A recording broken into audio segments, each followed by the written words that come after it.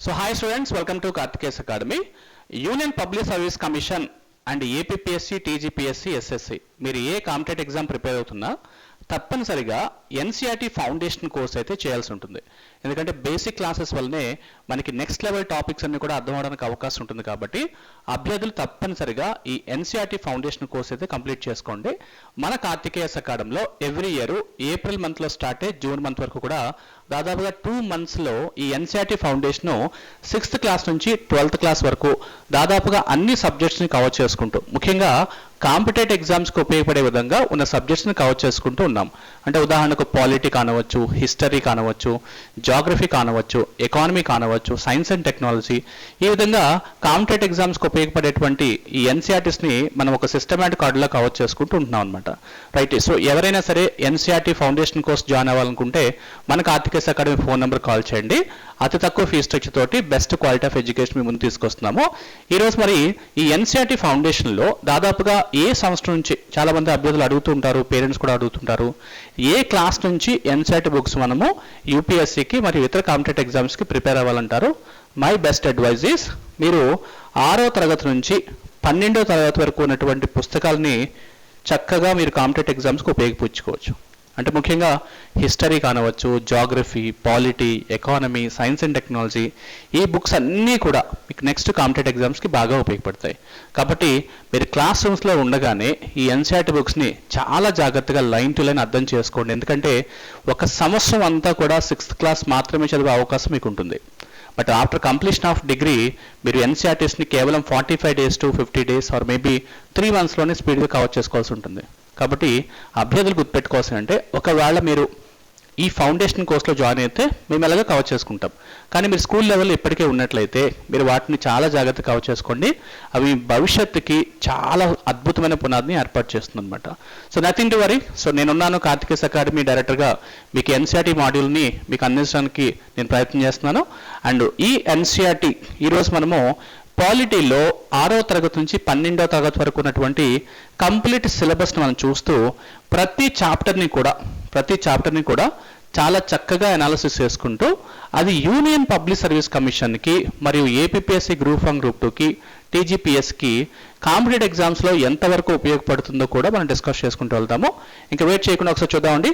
దాదాపుగా 6వ తరగతి నుంచి 12వ తరగతి వరకు కూడా మనం ఇండియన్ పాలిటీ కాన్స్టిట్యూషన్ సంబంధించినటువంటి పుస్తకాలు 9 బుక్స్ అయితే మనకు కనిపిస్తున్నాయి, మీకు స్క్రీన్ మీద కనిపిస్తున్నాయి. సో ఇవన్నీ కూడా దానికి రిలేటెడ్గా ఉన్నటువంటి పుస్తకాలు అనమాట. రైటా? సో ఈరోజు మనము టోటల్ లిస్ట్ ఆఫ్ బుక్స్ వాటి యొక్క టైటిల్స్ ఒకసారి చూద్దాం. రైట్. ఫస్ట్ చూడండి, మీ అందరికీ తెలిసిందే ఎన్సీఆర్టీ క్లాస్ 6th పాలిటీలో first social and political life 1 అనే టాపిక్ కనిపిస్తుంది. Social and political life book number 1 అనుకోవచ్చు, మీరు టైటిల్ నెంబర్ 1 అనుకోవచ్చు అనమాట.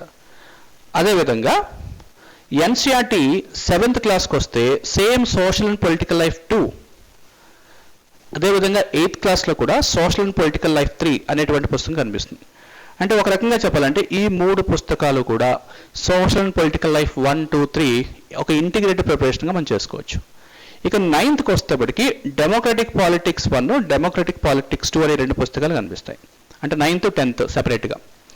ఇక 11th క్లాసు మరియు 12th క్లాస్కి రాగానే మీకు ప్రతి సంవత్సరం కూడా 2 బుక్స్ ఉంటాయి సివిక్స్లో. సో ఎన్సీఆర్టీ క్లాస్ 11 పాలిటీలో ఇండియన్ కాన్స్టిట్యూషన్ అట్ వర్క్ అనేటువంటి ఒక పెద్ద బుక్ ఉంటుంది. చాలా ఇంట్రెస్టింగ్గా ఉంటుంది బుక్. ఇండియన్ కాన్స్టిట్యూషన్ గురించి ఎక్కువ కనిపిస్తుంది.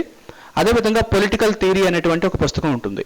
ఇప్పుడు ఈ వీడియోలో ఏ క్లాస్లో ఏ యూనిట్లో ఏమేమి ఉన్నాయి, చాప్టర్స్ ఉన్నాయి, అవన్నీ కూడా మనం డిస్కస్ చేద్దాం.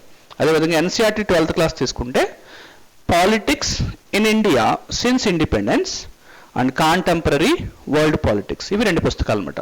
రైట్. ఇప్పుడు టోటల్గా ఎన్ని బుక్స్ ఉన్నట్టు చూడండి.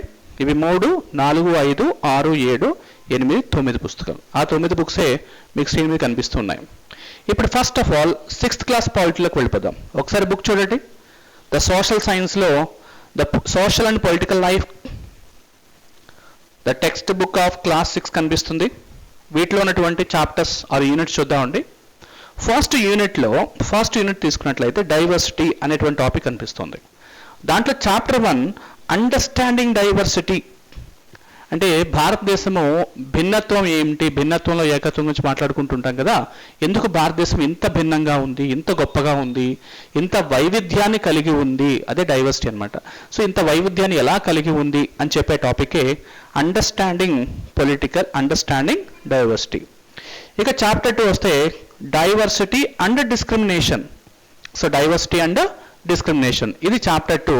అండ్ డైవర్సిటీ అనేటువంటి యూనిట్లో 2 చాప్టర్స్ ఉన్నాయి. ఒకటి అండర్స్టాండింగ్ డైవర్సిటీ, సెకండ్ యూనిట్ వచ్చేసి డైవర్సిటీ అండ్ డిస్క్రిమినేషన్. ఇక రెండవ యూనిట్ వచ్చేసి గవర్నమెంట్ అనే టాపిక్ కనిపిస్తుంది, అంటే ప్రభుత్వము. మీ అందరికీ తెలుసు government is a combination of 3 organs. It's a administrative mechanism. It's a combination of 3 organs, legislature, executive, judiciary. ఇది మన క్లాస్లో మనం డిస్కస్ చేస్తాము. సింపుల్గా చెప్పాలంటే ప్రభుత్వం అనగా కేంద్ర ప్రభుత్వము, రాష్ట్ర ప్రభుత్వము, మరి పంచాయతీలు, ఒక 3 లెవెల్స్ ఆఫ్ గవర్నమెంట్ మనకు కనిపిస్తాయి at different levels. Government is an administrative mechanism, పరిపాలన కోసం ఏర్పాటు చేసుకున్నటువంటి ఒక వ్యవస్థగా మనం చూస్తాం అనమాట. చాప్టర్ 3లో వాట్ ఈస్ గవర్నమెంట్, ప్రభుత్వం అంటే ఏంటి, and key elements of a democratic government అంటే ఏంటనేది యూనిట్ 2లో చాప్టర్ 4గా మనం డిస్కస్ చేస్తాం. అంటే మనం 6th క్లాస్ ఎన్సీఆర్టీ పాలిటీ చదువుతుంటే unit 1 diversity 2 chapters, unit 2 government 2 chapters. Now coming to the third one, the local government and administration. దీంట్లో chapter 4, chapter 5 తీసుకున్నట్లయితే పంచాయతీరాజ్ సిస్టమ్, పంచాయతీరాజ్ వ్యవస్థ, chapter 6 rural administration and chapter 7 urban administration. ఇది మనకి 3 units కనిపిస్తున్నాయి.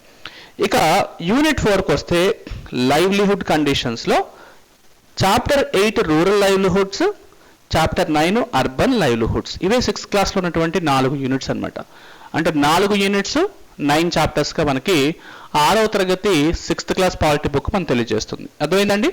So first unit diversity, second unit government, third unit local government and administration and fourth unit livelihoods. Now ఇక 6th class తర్వాత 7th class polity బుక్లోకి వచ్చేద్దాం. Right, of course డెఫినెట్గా ఈ మాడ్యూల్లో ప్రతిదీ కూడా ఒక చాలా సిస్టమేటిక్ ఆర్డర్లో మీకు చెప్పడం జరుగుతుంది. అది యూపీఎస్సీ కోణంలో ఎలా చదువుకోవాలి, ఎక్కడ ప్రిలిమ్స్ ఓరియంటేషన్ క్వశ్చన్స్ అడుగుతాడు, ఎక్కడ మెయిన్స్ అడుగుతాడు, అదేవిధంగా టెర్మినాలజీ ప్రతి యూనిట్కి కాస్త టెక్నికల్గా కొంత వర్డ్స్ కనిపిస్తూ ఉంటాయి. సో ఆ టెక్నికల్ వర్డ్స్ని కూడా మనం చాలా చక్కగా చెప్పుకుంటాము, అభ్యర్థులకు అర్థమయ్యే విధంగా చెప్తాను, నోట్స్ కూడా ఇవ్వడం జరుగుతుంది. మీరు చేయాల్సిందల్లా ఈ వీడియోని ఎక్కడ స్కిప్ చేయకుండా చాలా జాగ్రత్తగా ప్రశాంతంగా కూర్చొని బాగా ప్రాక్టీస్ చేసి ఆ టర్మినాలజీ ఫస్ట్ అర్థం చేసుకోండి. మీరు కూడా ఒకసారి ఎన్సీఆర్టీ బుక్ చదవండి, బ్రీఫ్గా చదివేసేయండి. నేను దాని తర్వాత నోట్స్ ఇవ్వడం జరుగుతుంది, followed by multiple choice questions and followed by mains oriented questions కూడా ఇవ్వడం జరుగుతుంది. రైట్, ఇక 7th క్లాస్కి వద్దామండి. 7th class social and political life second book. దీంట్లో unit 1 equality in Indian democracy, the chapter 1 on equality. So equality మీద ఒక chapter కనిపిస్తుంది. దెన్ యూనిట్ 2 వచ్చేస్తే 2 చాప్టర్స్ ఉన్నాయి. స్టేట్ గవర్నమెంట్ గురించి మాట్లాడుతున్నాడు, రాష్ట్ర ప్రభుత్వాల గురించి. Chapter 2 the role of government in health, అంటే ఆరోగ్యానికి సంబంధించినటువంటి ఈ యొక్క సిస్టంలో రాష్ట్ర ప్రభుత్వాల పాత్ర ఏమిటి, the role of governments in the health sector. Then chapter 3 how the state government works, రాష్ట్ర ప్రభుత్వం ఎలా పనిచేస్తుంది. Then unit 3 it's related to gender. Chapter 4 growing up as a boys and girls. Chapter 5 women change the world. Chapter 5 చాలా important topic, ఇది మన తర్వాత క్లాస్లో discuss చేస్తాం.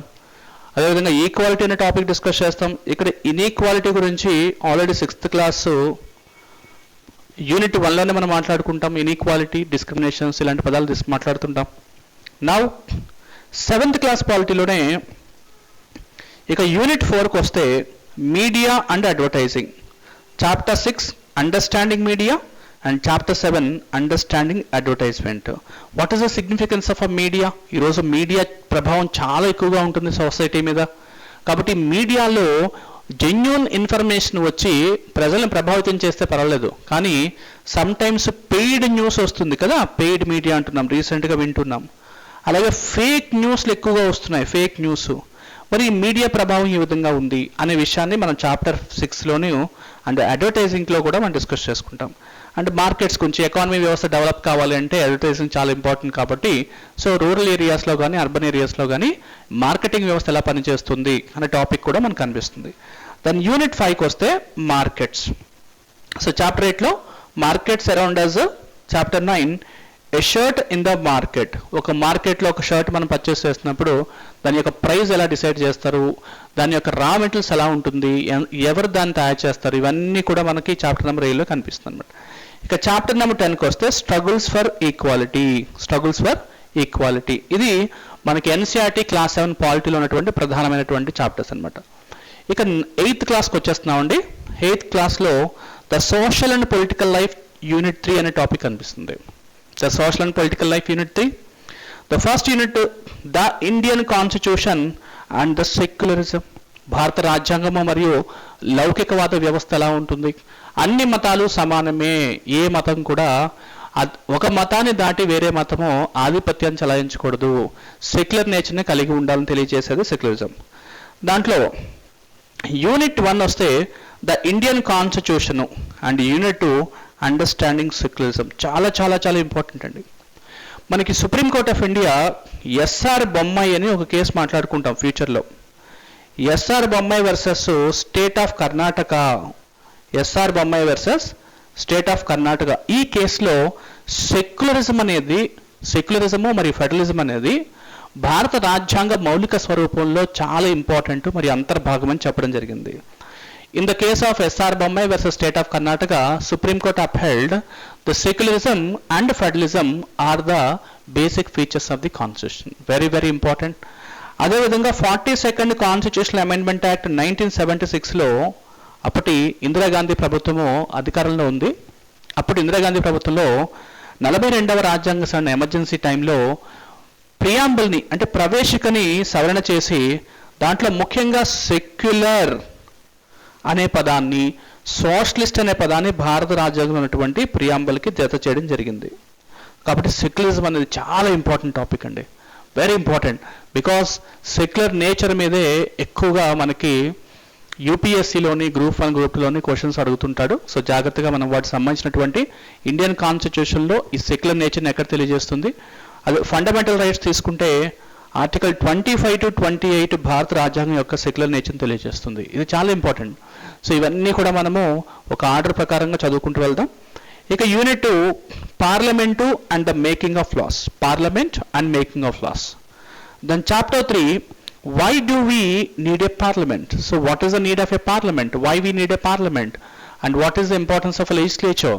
So this unit we are going to discuss in this chapter. In chapter 4, understanding laws. What is the importance of laws? Who is going to make a law and who is going to implement a law? Then what is difference between law and order? So law ante enti, order ante enti, act ante enti, ఇలాంటివన్నీ కూడా మనం దీంట్లో మాట్లాడుకుంటాం. ఇక unit 5 అండి, the judiciary, న్యాయ వ్యవస్థ. మన భారతదేశంలో ప్రభుత్వాన్ని 3 భాగాలుగా విడగొట్టుకుంటే 1 legislature, 2 executives, 3 judiciary. Legislature is an organ of government to enactment of laws. అంటే చట్టాలను చేసే వ్యవస్థ చట్టసభలో ఉంటుంది, వాటిని ఇంప్లిమెంట్ చేసేటువంటి బాధ్యత ఎగ్జిక్యూటివ్లో ఉంటుంది. అంటే మంత్రి మండలి headed by prime minister at the central level and council of ministers headed by chief minister at the state level. And ఈ జ్యుడిషియరీ వ్యవస్థ చేసేటువంటి చట్టాలు రాజ్యాంగబద్ధంగా ఉన్నాయా లేదా అని చెక్ చేసుకునేటువంటి వ్యవస్థే మనకి జ్యుడిషియరీ వ్యవస్థగా కనిపిస్తుంది. సో కాబట్టి ఒక 6th క్లాస్ ఎన్సీఆర్టీ 8th క్లాస్లో 6th class NCERT polity 8th క్లాస్లో గొప్ప గొప్ప చాప్టర్స్ అనేవి కూడా పెట్టడం జరిగింది. అండ్ చాప్టర్ 5 వచ్చేసి judiciary and understanding our criminal justice system. So మన క్రిమినల్ జస్టిస్ సిస్టమ్ ఎలా ఉంది అనే విషయాన్ని యూనిట్ 3లో మనకు కనిపిస్తుంది. ఇక ఎన్సీఆర్టీలో 8th క్లాస్లో యూనిట్ 4 తీసుకుంటే social justice and the marginalisation, understanding marginalisation and confronting marginalisation. చాలా ఇంపార్టెంట్ యూనిట్ అండి. నెక్స్ట్ యూనిట్ 5కి వస్తే economic pressure of the government and public facilities, law and social justice. ఇవి టోటల్గా మనకి 8th క్లాస్లో 5 యూనిట్స్ కనిపిస్తున్నాయి. Coming to 9th class, so 6th class, 7th class, 8th క్లాస్లో the social and political life 1, 2, 3 మనం discuss చేసిన తర్వాత 9th క్లాస్లోకి ఎంటర్ అవగానే డెమోక్రటిక్ పాలిటిక్స్ 1 అనే బుక్ మనకు కనిపిస్తుంది. సో దాంట్లో ప్రధానంగా చాప్టర్ 1 తీసుకుంటే democracy in the contemporary world, democracy in the contemporary world, that is the first unit. Then chapter 2, what is democracy and why democracy, is a chapter 3. Chapter 3, constitutional design, how the constitution was designed, is a chapter 3.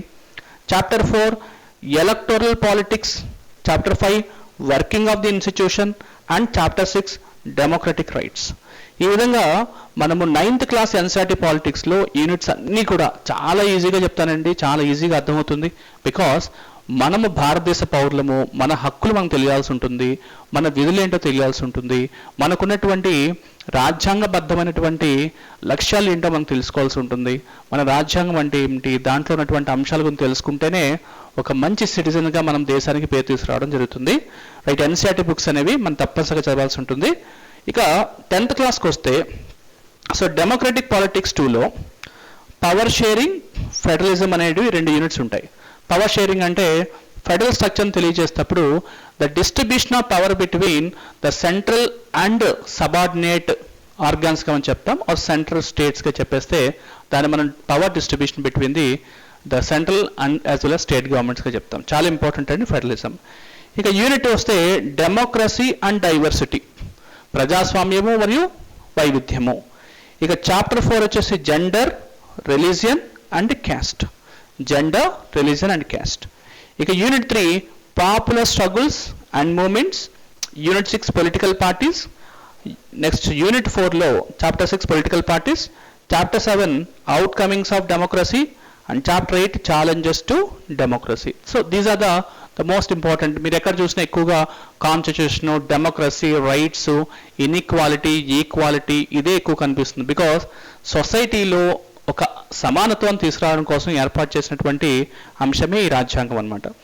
ఇక 9th class తర్వాత 10th complete అయింది. 11th క్లాస్కి వస్తే the Indian constitution at work అనేటువంటి పుస్తకం ఒకటి ఉంటుంది. Second political theory, second book అనమాట. టోటల్గా 2 బుక్స్ ఉంటాయి. సో దీంట్లో ఒకసారి చూసేద్దాం, సిలబస్ చాలా ఈజీగా చెప్తాను. The Indian constitution at work is the title of a book. The constitution, why and how.